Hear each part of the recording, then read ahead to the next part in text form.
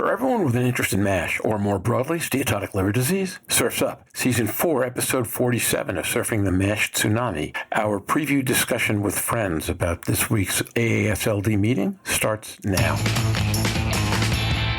Today, on Surfing the NASH Tsunami. This is the first set of data showing that MASH resolution can predict long-term outcomes. It's almost too good to be true to believe that you get an F4 to an F2. There's some variability in their small sample size. I think the important message, and I concur with Naim here, is that it works. It's not impossible. You can do that. It's achievable. I think it's this theme of trying to tease out women's health within liver disease may need a little bit more focus. So I'm really encouraged that there are a couple of articles, because the same team did another article post-liver transplant renal replacement therapy, and the conclusion of that was the predictors of post-liver transplant renal function differ between men and women. I thought those two posters were worth highlighting in the context of how do we make this practical for treatment and for payers. This is on everyone's mind. We're going to start these medications. They're going to come at a cost. So can we determine futility early on before we have to wait a couple of years and repeat histology or an expensive MRI? So, these data are encouraging.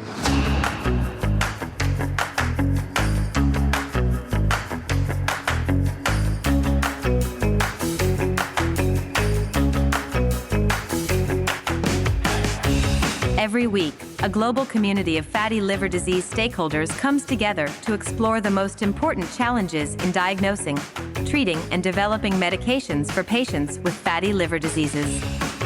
Join hepatology researcher and key opinion leader Professor Jörn Schattenberg, liver wellness advocate Louise Campbell, pricing and forecasting guru Roger Green, and their guest, hepatology researcher and key opinion leader Naim Alkhouri, as they discuss exciting abstracts from this week's TLM 2023 on Surfing the MASH Tsunami.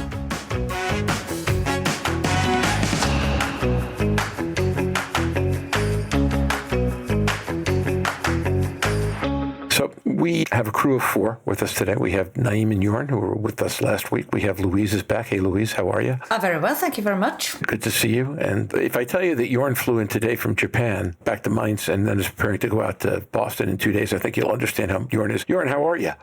Yeah, a little tired. It's a little crazy, some craziness of these days. I joined the colleagues in Kobe for the Japanese DDW. It was nice for them to invite me. It was a little crazy from the timing, ASLD, but anyways, I didn't want to let that opportunity slip, so I'm back here. I'm happy to discuss something briefly, and Naim joined, of course, and that's also great. And Naim, good to see you again. Yeah, glad to be here. Thank you. So with that, why don't we dive in? Start with just a basic groundbreaker.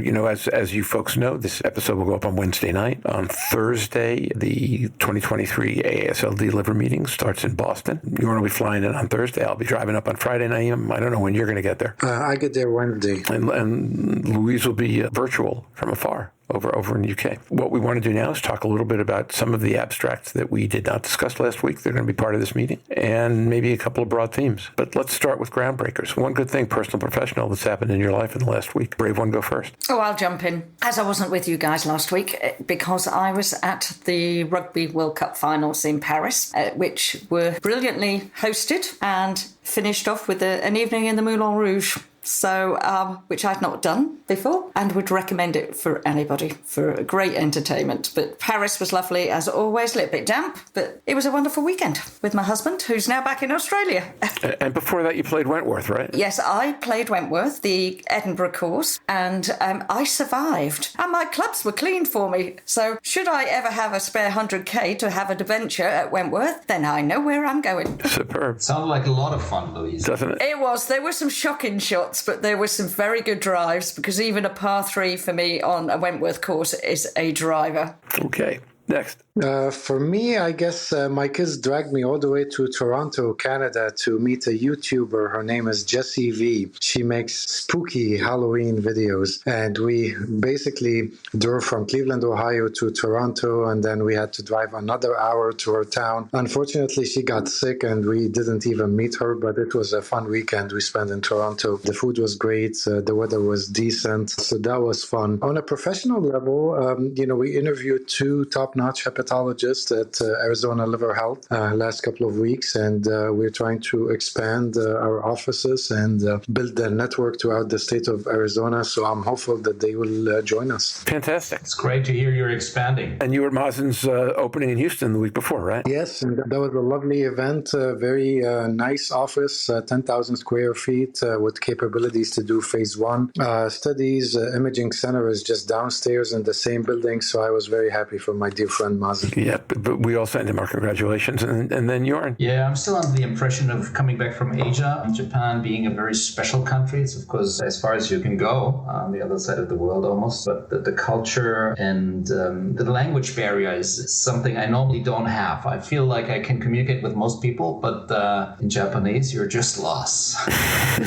At least I am. So that was my first visit to Japan. So this was a personal highlight. Oh, congratulations. And it's fascinating. For some time, you can hold up with little sleep and a lot of time differences. Not forever, but... Jörn is testing that, having flown in from Kobe today and then going to go back out to Boston on Thursday. Yeah, you're going to be quite a push for a while. I did something I never do, which is took an honest-to-goodness holiday. Sent maybe 5 emails all week, one of them to Louise, but not very much at all, and took the family, including my 5-year-old granddaughter, to Disney World in Orlando, Florida. And if you've never taken a young child to Disney World and watched their eyes get wider and wider and wider for the first time, it's an experience I recommend to everybody, even if you have to take somebody else's kid in order to do it. We had a fantastic week, and I'm back. And the other personal note is that in American football, there's only one team left in the National Football League with one loss, and that's my team, the Philadelphia Eagles. And in the English Premier League, heading into this afternoon, there's only one team left with no losses, and that's my team, Tottenham Hotspur.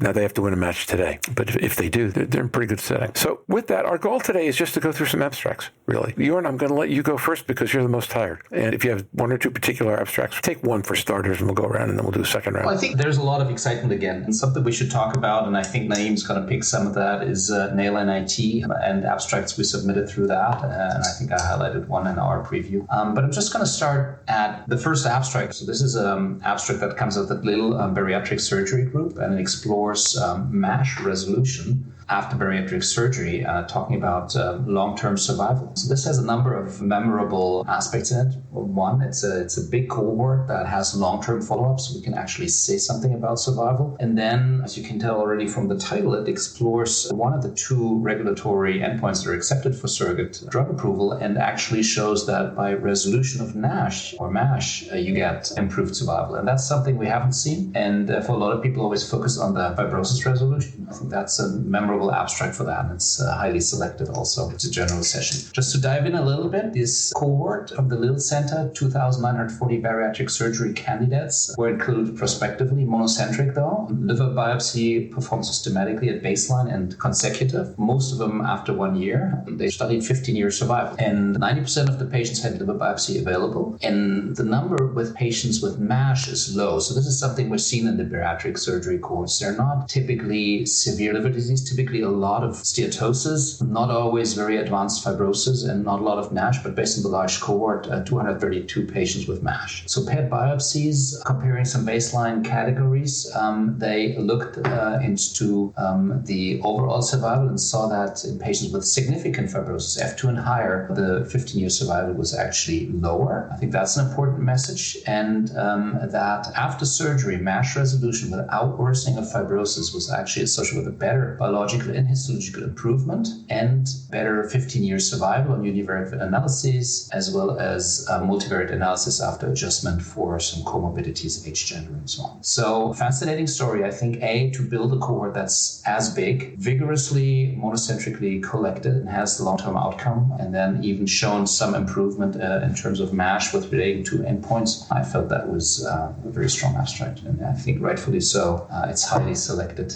There will be a lot of talk about it. So Jörn, I'm not looking at the abstract right now, although I reviewed it as one of the things I thought we might talk about today. I might if you didn't. But if I recall correctly, one of the things that they reported was that MASH resolution actually preceded fibrosis regression. Do I recall that correctly, or am I confusing it with something else? Hold on, I think that's correct. Yeah, because I thought that was really an intriguing point. You know, in what comes first, the chicken or the egg? We don't normally get to prove it. Yeah, what you normally don't have the amount of biopsies to actually look at that. And in such a tightly controlled cohort that's vigorously followed, you can see that. Yeah, I think 95% of patients that had MASH resolution had fibrosis improvement. So it's really hard to tell. But I mean, I think it's very important, as Jörn said, that historically speaking, the only data we've had was on fibrosis regression predicting outcomes. And this is, at least as far as I know, the first set of data showing that MASH resolution can predict long-term outcomes. Yeah, very exciting. I agree with you. It deserves to be the first paper in the abstract book. I do agree with you on that. Naim or Louise, any other thoughts or questions on that paper or more broadly on that set of issues? I mean, I think it's an exciting field that we're exploring now, the effects of bariatric surgery on MASH resolution, fibrosis regression, but more importantly on long-term outcomes. You know, we've published our JAMA paper showing about 88% reduction in major adverse liver outcomes in the bariatric surgery cohort. There will be more data coming out. You saw the BRAVES trial that, that was the first randomized trial with bariatric surgery. And there's a follow-up study now that we're putting together with several centers in Italy and the United States doing actually, a randomized trial with bariatric surgery, looking at patients with advanced fibrosis and trying to look at fibrosis regression on repeat biopsies, but also outcomes. So the only thing I would say, Naim, and I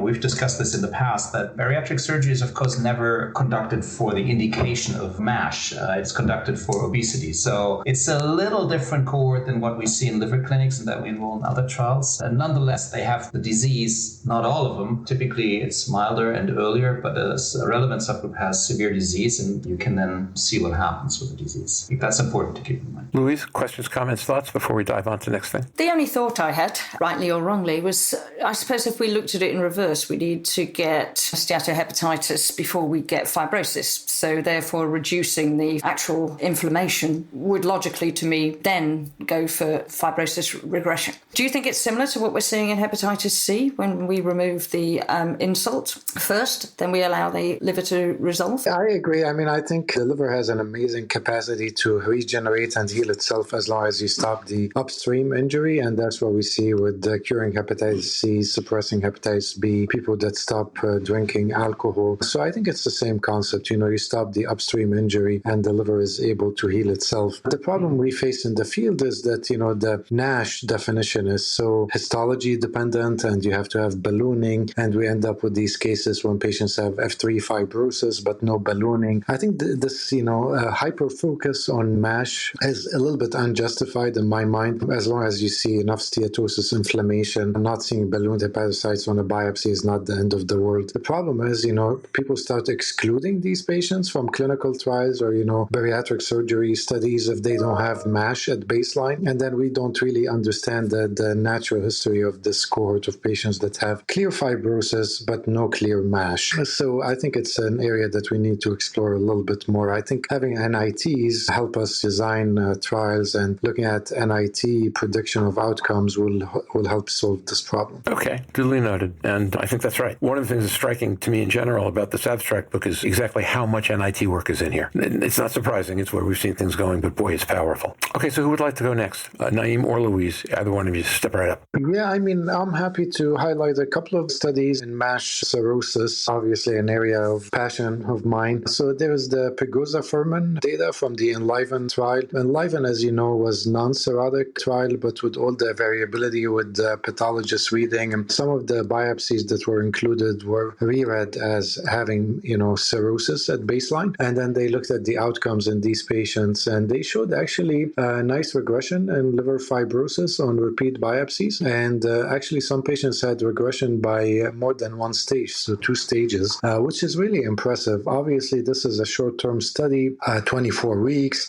Sample size is very small. If I remember correctly, it was 12 patients that received pegozafermin and only 11 had repeat biopsies. But still, I think very important data to show the potential for fibrosis regression even in patients with F4 cirrhosis. Obviously, there is the press release with the Akero Symmetry cirrhosis trial where there is a numerical improvement but did not hit statistical significance. And I think, that study was kind of misinterpreted, and I think the duration of the trial and the sample size wasn't adequate to answer that question. Definitely, I think once we have the biopsies at 96 weeks, we'll hopefully have better outcomes. But at least we're getting to that point that we do have hope to actually reverse fibrosis in a cirrhotic cohort. And the second study is the Alpine 4. This is with the ALDA aldafermin, FGF19. Obviously, we've had our issues with this medicine with F2, F3. They stopped drug development. The endpoint for this trial was ELF, which is interesting, but as you guys know, ELF has its own prognostic value in patients with cirrhosis, so reduction in ELF was very important. And they show also the histology data. There's maybe numerically some improvement with aldafermin. I think this drug, biologically, it's very active, but it had its own issues, including the need for daily dosing and that potential maybe for, increased risk of cancer, although the molecule was modified for this purpose to prevent this from happening. But, 2 studies showing us that there is hope in NASH cirrhosis, and I see this as a great development in the field. I think it's one of the big excitements because this is where the greatest unmet need is. That's what the regulators said, that what we see at clinicians. It's almost too good to be true to believe that you get an F4 to an F2. There's some variability in their small sample size. I think the important message, and I concur with Naim here, is that it works. It's not impossible. You can do that. It's achievable, and pegozafermin data underlines that. This is not something where you explore efficacy or something. It's more the way that the fibrosis improvement was actually seen. And again, treating patients with cirrhosis is in the end what's going to be on us as hepatologists. This is clearly something we'll take care of, and so it's exciting to see those treatment options. So let me ask a question that could be a little bit out of left field. I'm kind of making this up. If it turns out that we can regress fibrosis in cirrhotic patients, does that put greater pressure on us to identify compensated cirrhotics? Because obviously in the cirrhotic process, you catch patients, the less long-term damage is done. And my guess is the easier it will be to regress them and for them to live normal lives thereafter. So in terms both of diagnostics and drug development, does that put increased pressure on identifying agents that will be effective in affecting either diagnostics that do a better job at figuring out who has compensated cirrhosis faster, or agents that do a better job against portal hypertension or some of the other things that we worry about? Am I kind of making that up, or is there a logic to that? There's a definite logic to that. I think, this has been an urgent need even now, Roger, because what people don't realize, especially our colleagues in primary care endocrine, that we have things we can do. I mean, once you diagnose compensated cirrhosis, number one is, you start screening for HCC. And if you find it early, these are, candidates for transplant or local regional therapy. And you can potentially, even with the resection, cure liver cancer. I don't want to get into a discussion on the management of HCC, but the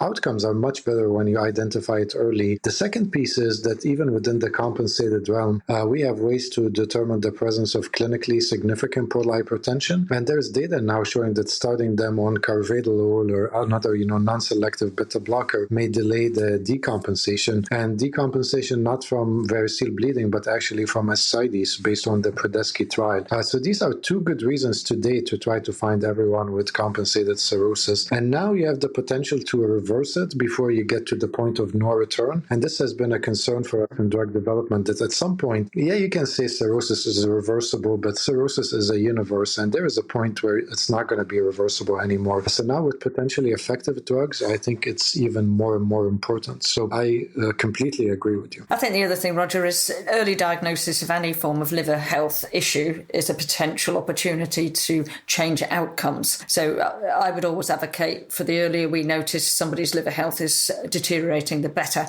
Also, knowing healthcare, once you get a drug that reverses cirrhosis, then the argument becomes, well, we can just let it go for a while, we can let it go for a while. And whilst that sounds very negative, it is something that is used in healthcare. If we don't look, we don't need to treat. If we don't find, then we save money. We don't save money. I would always err on the course of the person. So yes, always looking for cirrhosis and poor liver health at an earlier stage is going to be the best option. I agree with that. I think part of the fortune of liver health is as more attention is paid to the metabolic spectrum and steatotic liver disease, people are going to be looking earlier anyway. There'll be pressure to do, there is already pressure to do that. Clinical care pathways, bringing primary care and other specialties to the game. All that should get faster treatment, or at least faster assessment. Absolutely. And cirrhosis is an avoidable condition in nearly every person. We just are not good at avoiding that consequence of being able to unable to detect it early enough. Okay, Naim, any other comments on that on cirrhosis you want to add right now, or shall we go to what's next?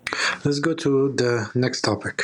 Okay, Louise, if you have something, go first. I've got a couple of things that are on a theme that I suppose we raised the other week with Roberta Folano's review and the team there on women's health. There are actually a couple of articles looking at sex disparity in women, particularly on liver transplant evaluation, and that was Kathleen Cooper's abstract 3017A. And they were looking at hepatorenal syndrome as more significantly associated with the risk of death in women compared to men undergoing inpatient liver transplant evaluation. And I think the more we start to tease out liver disease and liver fibrosis, the more we have to look at the sex disparity in women, particularly in NAFLD and NASH. If we can look at transplant waiting lists, and I think that was something Roberta had brought up specifically, that women do not do well on transplant waiting lists. They're transplanted with less regularity than men, and yet we have an increased mortality waiting. So they basically compared urgent liver transplants for chronic liver disease over a 4-year period retrospectively, and they chose to compare inpatients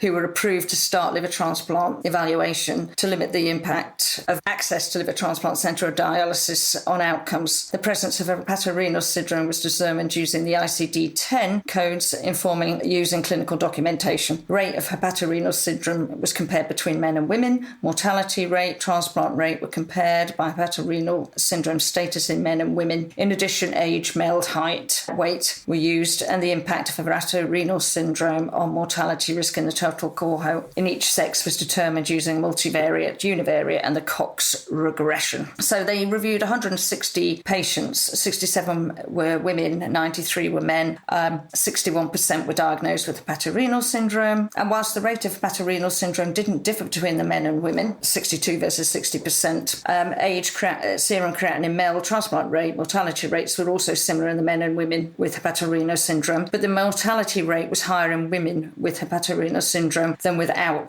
hepatorenal syndrome. And the mortality rate didn't really differ between the status in men. So their conclusion was that suggests the negative impact of hepatorenal syndrome on survival may be more profound in women than men being evaluated for liver transplant. So I think it's this theme of trying to tease out women's health within liver disease may need a little bit more focus. So I'm really encouraged that there are a couple of articles, because the same team did another article post-liver transplant renal replacement therapy, and the conclusion of that was the predictors of post-liver transplant renal function differ between men and women. So I'd look at these two articles and again try to tease out the differences between the way women are treated and reviewed in transplant centres, but with liver disease throughout. So encouraged to see more sex-specific articles, but frightening that we do have a greater risk when we get to that stage. That's a big topic, and it's really important in everyday clinical decision-making and seeing those patients on the ward. Women do worse in a number of aspects. I think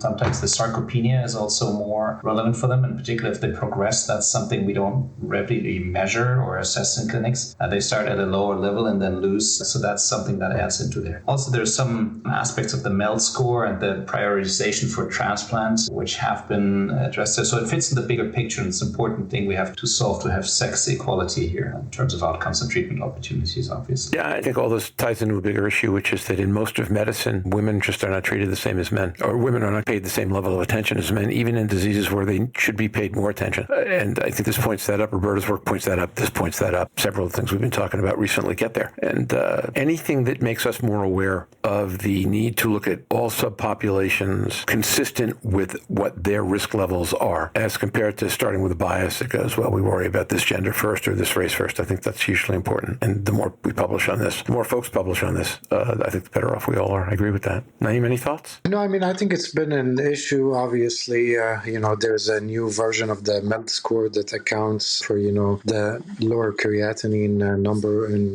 women. So, lower muscle mass is associated with lower creatinine. So I think, obviously, a hot topic, important topic, and especially in the context of mass cirrhosis. So let me go to one of the two sets of things that I had picked out to do today. today. We talked a lot a while back about practical issues with drugs relating to faster determination of efficacy and the universality or lack of universality of different agents. And in that regard, I will note before I do this that Inventiva has been a sponsor of the podcast, but not a major sponsor of the podcast. Stephen way back talked about some of the work that was done with LANI and adiponectin. And they've got two posters in this meeting about LANI that I think get to this issue. One is a poster on adiponectin activity, where fundamentally what they did was they took the 247 patients in their phase 2 native trial and they measured adiponectin pro-C3 and the MAC3 levels at baseline, and 24 weeks later, the adiponectin levels were divided into low, medium, and high groups, less than 5 to 10, greater than 10 milligrams per ml. And they then defined the change in adiponectin as unchanged, moderate, and high, where the spread was less than 1.5-fold, 1.5 to 4, and then greater than 4. And what they showed basically was that there was a real strong, robust relationship between the level of adiponectin change and the measures of the individual components of CRN, NAS, and SAF activity scores. So suggesting that, at least for that drug, and my guess is for a bunch of others, that adiponectin may be a good place to look fairly quickly instead of waiting for efficacy that might take 12, 18 months to transpire and be demonstrated. That should be happy news for payers. I think happy news for everybody, but particularly for payers when the question becomes, how long am I willing to put a patient on this drug before I know that we're getting benefit? So that was one. And then the other thing they did that I'd not seen before was they went back into the same data set to take a look and see what the impact of PNPLA3 was on response to LANI, and found there was none. So, which I thought was interesting also. So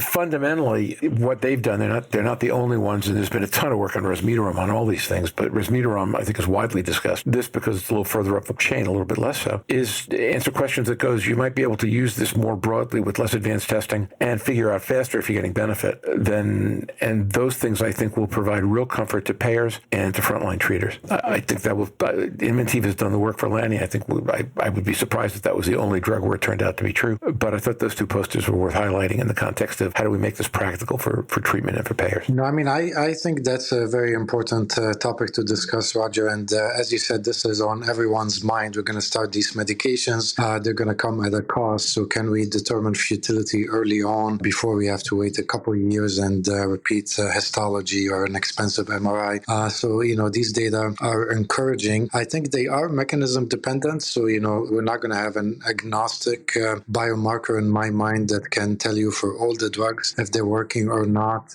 I think this is probably a good biomarker for lanifibranor, potentially for the FGF21s. Obviously, with resmetirom, we're still exploring sex hormone binding globulin.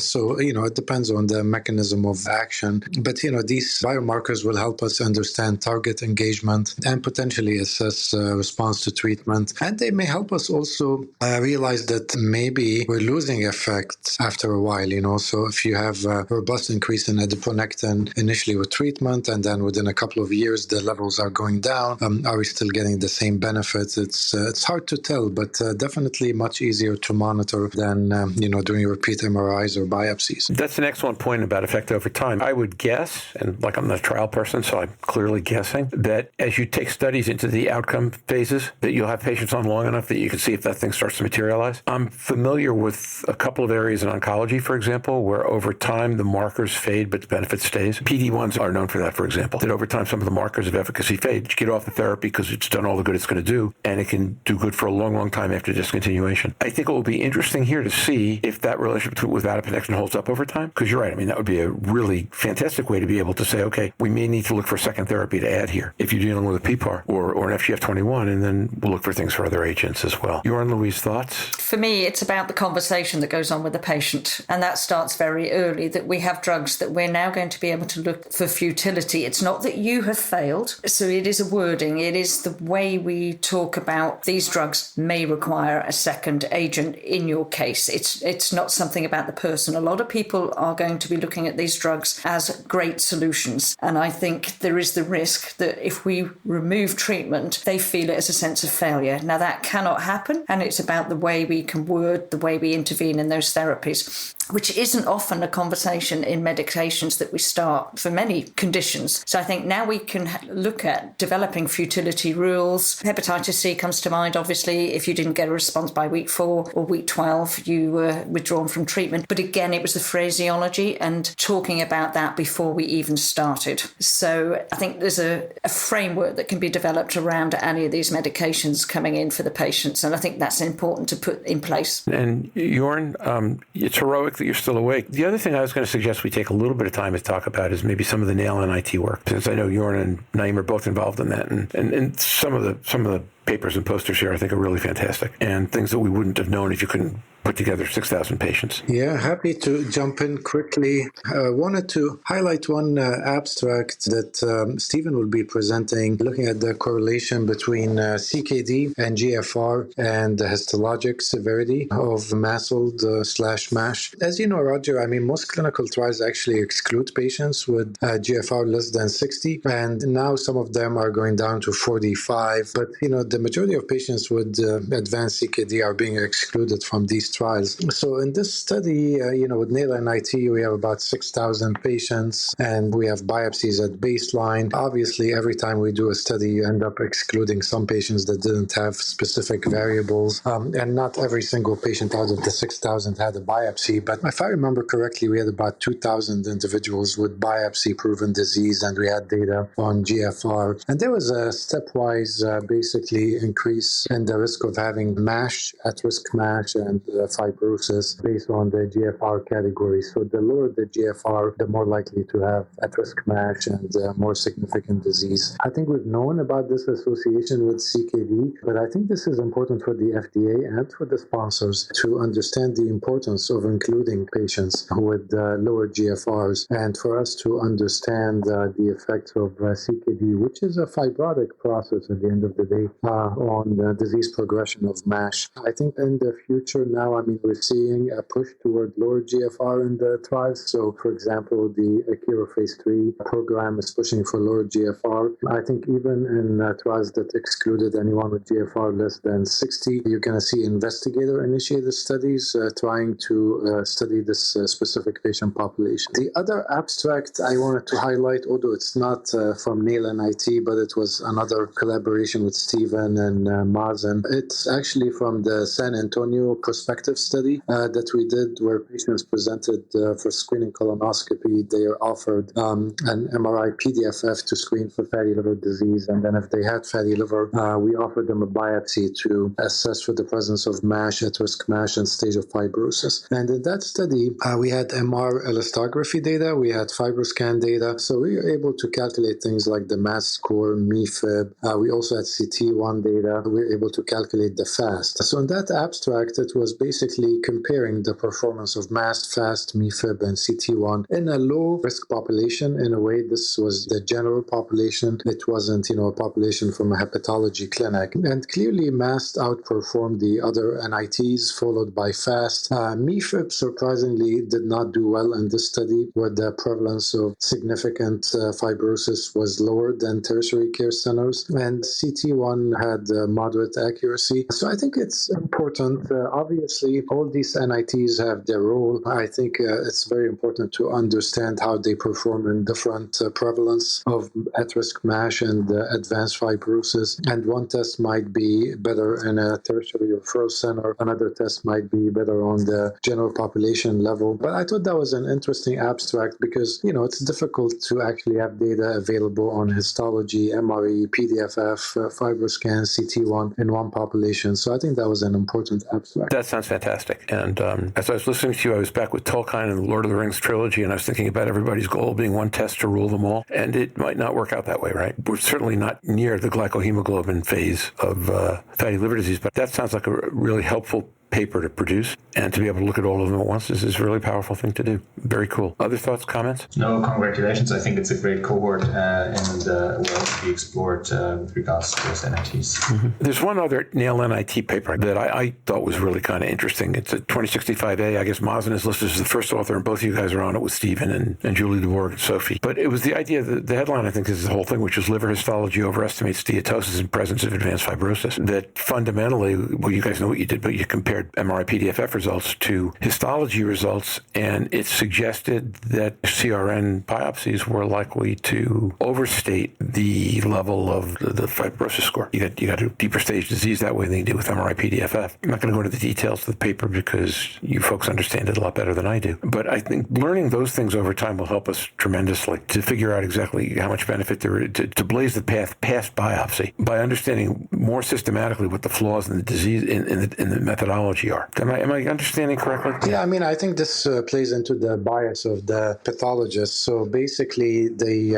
see more advanced disease in terms of fibrosis, ballooning, and then they grade steatosis higher. I mean, I think, speaks to the issues we've had with steatosis. Obviously, we talk about steatosis being graded from 5 to 33%, 33 to 66%, and then more than 66%. This is how we do S1, S2, S3. Basically, this is very subjective, right? Because a human pathologist is not quantifying every cell and giving you an accurate percentage. It's more kind of like their gut feeling. Is it less than 1/3? Is it 1 to 2/3? Is it more than 2/3? I think when they see more fibrosis, more ballooning, they're more likely to overestimate. I mean, we always give the example, if two pathologists are looking at the same slide, one decides, it looks like 35%, but this patient is going to receive an S2. If another pathologist is looking and they feel like it's at 31%, they're going to get an S1. So that's a huge difference, but at the end of the day, they're looking at the exact same biopsy. So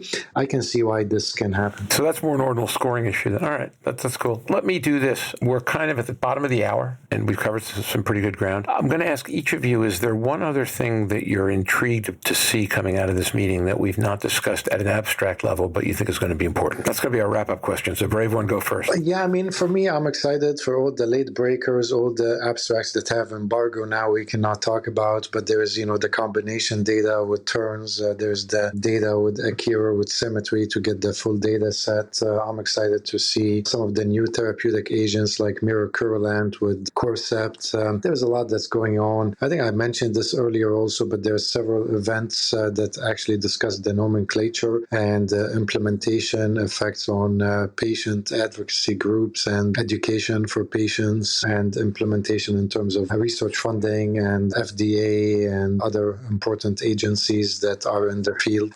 So there'll be several events on the nomenclature that I will try to attend all of them. Also, our good friend Jeff Lazarus is receiving the Scientific Achievement Award from the American Liver Foundation. So that's exciting, and I'm happy to also support him, and I'll be attending this event. So if you guys are available, I'm sure he'll be happy to see you. It's on my calendar already. That one's on my calendar already. Absolutely. Jörn, anything else to add? Yeah, it's a bummer. I have to leave a little earlier this year.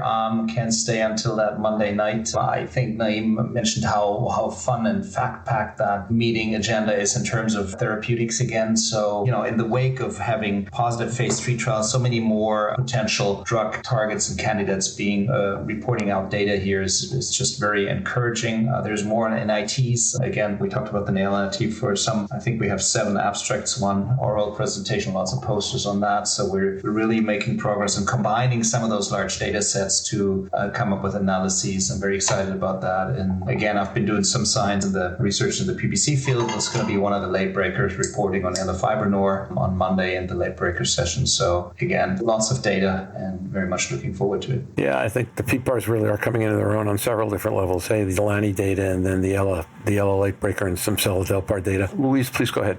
The program looks excellent, but I'm looking forward to, I think it's President's Choice State-of-the-Art lecture on digitalised medicine on Saturday at 5:15 in the afternoon. I think there's quite a few abstracts now looking at how digital technology is helping weight loss, patient-centred care, and I think it would be interesting to see some of the takes on that. Obviously, I've got a vested interest. We do have a liver health app, mylife365.me, which is now available in the US and Canada. So it's a baby, and it works. It actually works. I've been a beta tester. It works. People can have their FibroScans placed onto it, so see their journey. So I'm interested in some of that. If people download it and want their FibroScan on, they just need to let me know. I'm scrambling to see if I can get there Thursday, which I was not planning to do because I have commitments on Thursday. But there's a lot of patient voice stuff on Thursday afternoon I really would like to see and be part of. I think patient voice becomes increasingly critical as we have ways to treat and options, and we have to think about the practical implications of things we do. And I will be spending a lot of time looking at post youngsters on NITs. And specifically not from what's the exciting new science, but from what is it that we can make practical quickly. Because, the resmetirom PDUFA date is in March, which means in the States, by the middle of next year, we should be in a position to treat patients if, in fact, we can identify them and harness them. So with that, let me thank Naim for struggling through this thing with his phone, and Jörn for staying awake, and Louise for coming on board. And we will be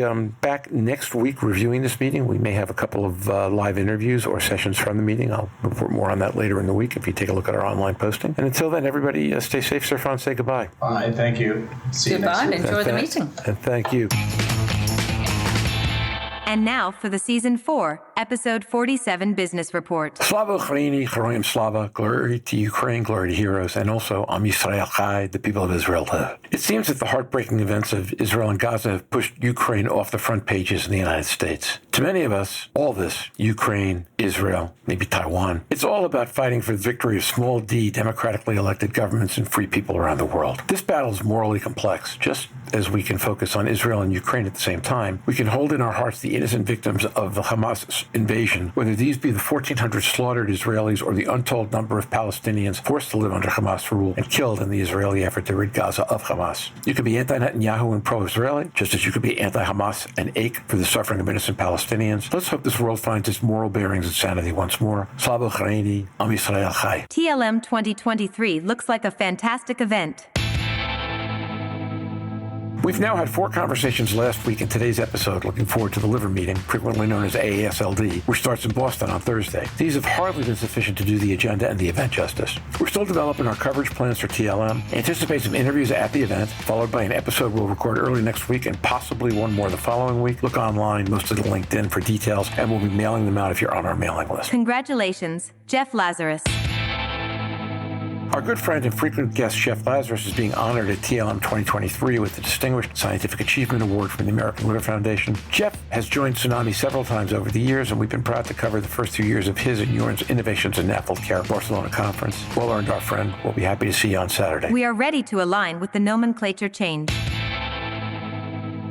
Starting this week, we are officially known as Surfing the MASH Tsunami. It may take a week or two for our graphics to catch up and our website, but you probably heard it in the new intro. You'll hear it from today forward, and as soon as we've got the graphics and the website up, we will let you know, again, in an email and a LinkedIn post. This week's Vault looks back at a wrap-up conversation from TLM 2022. This week's Vault conversation looks back to our wrap-up from TLM 2022. Specifically, episode 54.1 of Season 3 discusses some of last year's excellent NIT papers. As I mentioned in today's episode, I anticipate that NITs will be a big part of what we will cover at this meeting as well. That's it for this week. I want to thank our team, Jörn, Louise, Jake, Mike, Eric, Steve, for their work on the transition and for getting this episode out. We'll be with more TLM coverage over the next couple of weeks, and then we'll talk to you after that. Until then, stay safe, surf on. We'll see you on the podcast. Bye-bye now. Have any questions for the surfers? You can send them to surfingnash.com, and we will answer on the podcast or the website.